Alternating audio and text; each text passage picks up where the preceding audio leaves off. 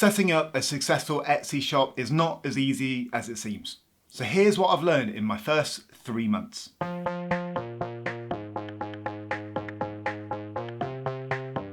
started this channel focusing on book publishing through Amazon KDP. But if you're trying to earn income online, it's really important to try and diversify your income streams. And so whilst I'm making some income on Amazon, it's not enough for a full-time salary, so I'm trying to find more marketplaces to make money in. Etsy seemed like a very obvious one because you can set up a shop for free and you can just create listings. What I love about Etsy as well is that yes, you can sell physical products, but you can also sell digital downloads. And for me, the digital download side of things is really simple. It means that you don't need to do shipping and things like that. So my aim was to create a successful Etsy shop. Now, unfortunately, it's not that simple. And here are a few things I've learned in my first 3 months as a seller. The first thing that I notice is that when you create your shop for the first time, when you add your first listings, they tend to rank organically fairly well. And I don't know if this is just something that I noticed or whether it's a sort of new shop bounce, but what I would try and suggest is that when you're ready to create a new shop, make sure you have a few listings ready to go. That way, you're not sitting there with a shop with nothing in it, you've got products to sell straight away. Now, my second and probably one of my most important tips on Etsy is the importance of niche research. This is exactly the same as on Amazon KDP. If you're creating content that nobody wants, no one's going to buy it. And then on the other side of things, if you're creating content that's already out there and there's tons and tons of options already, why are people going to buy yours over all of the stuff that's already out there? And so for niche research on Etsy, I use a tool called Everbee. It's a web browser plugin that integrates directly into Etsy. And so if I go onto Etsy, we can see it in action. So the Everbee tool just sits up here in your plugins on Google Chrome. And then you've also got a sidebar along the left-hand side. And so the Everbee tool is great for niche research. What I tend to use it for right at the beginning is by just typing some search terms into the Etsy search bar, and then Everbee will give you an estimated search volume for those search terms. So one thing I've been selling recently is pre-made book covers. And so if I type in book cover to the Etsy search bar, Etsy will give me some options, and then Everbee will give me some estimated monthly searches. And so the thing closest to this for me is the book cover design, with 260 estimated monthly searches. And if I click see more, that will take me to the keyword research tool. And so on here, I can see other similar keywords, and this is how I can find those niches that might be a profitable area to look at creating content in. And so just having a quick look, cover design, customized book cover, journals book cover, notebook book covers, and there's plenty more on there to go through as well. So as you can see, Everbee is great at looking at potential niches. It's also great for getting suggested keywords that you can utilize within the SEO part of your listing. If you want to try out Everbee for yourself, you can do so completely risk-free. If you click the link in the description below, you can get a free trial and see if it works for you. I also use it when I'm looking at my competition and I'm looking at the products that are ranking organically for them. Everbee then allows you to analyze the listings and see loads of information about how that product is performing. Now, if that product's performing good, you know there's a need and a desire there for that type of product. Whereas if it's getting 0 sales, you might not want to spend your time creating something like that that's not selling. And then my next tip follows on really well from that point, and that is to make sure you're checking out your competition. This is taking a tip that I utilize across Amazon, and what I do on there is I look at what the best sellers are, and then when I'm creating a product, I'll try and make something better or at least different in a good way. If you're just creating the same thing or even a lesser option, why are people going to choose your product over the best product that's out there? So that shows the importance of niche research along with analysing your competition.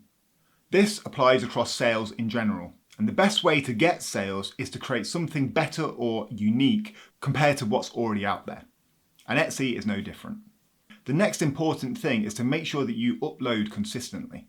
When I first started my shop, I was trying to upload one product every day. And when I was doing that, my listings were getting organic views. Then I noticed when I stopped uploading consistently and maybe started uploading once a week, once every 2 weeks, those listings that I was putting up were taking a while to get views to begin with. And I think that Etsy works a bit like Google in terms of how it indexes sites. And when you're uploading consistently, Etsy knows to come back to your shop and check for new listings. And then if you leave it a while and upload a new listing, it might take Etsy a little while to realize there's a new product. So if you can, make sure you upload consistently to Etsy, especially as your shop is growing at the beginning. Now, the next tip is one that I wish I knew when I began. And that's the importance of getting your first 5-star review. Now, I checked through the Etsy terms of service to make sure that this is completely legal, and it is. But what you can do to get that first sale and first review is create a cheap listing and send that listing to a friend to purchase. All you need to do then is ask them to leave an honest review, but you want them to leave you a 5-star review at the end of the day. But that 5-star review is going to show up across your Etsy shop on any product that the customer finds. And I know it's only one 5-star review, but from having 0 reviews to 1 5-star reviews, I got 0 sales when I had no reviews on my shop for that whole first month. And then as soon as I got that first 5-star review, the conversion rate increased. So my advice, if you're starting on Etsy, make sure to get that first 5-star review as soon as you can. The next tip is to try and build relationships with your buyers. And the way that I do this, that is if someone finds a product and messages me, I'll make sure I message them back in a really nice way. But if they buy a product, what I'll do is I'll follow up with the marketing tools within Etsy and offer them a discount for the next purchase. Now, yes, that might mean a little bit of less profit for you, but you're building that relationship with a customer to make them into a repeat purchaser. And once they do that, they're very likely to favorite your shop, and then they'll see products as you list them. So make sure you're building relationships with your buyers and you're trying to convert them from just one-time purchasers to fans of your shop. One more awesome thing about Everbee is that they have a new email integration that you can utilize on Etsy. Now, how this works for me is when someone purchases something from my shop, the Everbee emails will send out automatic campaigns asking for a review and then offering a discount. So it's a really nice automated system that takes it out of my hands and makes it quick and easy and increases the amount of reviews I get, as well as increases repeat purchasing. If they also subscribe to the shop, I can then target them directly through Everbee email and send them promotional emails right through Everbee. So my aim for 2024 is to build my subscriber list right on Etsy through Everbee.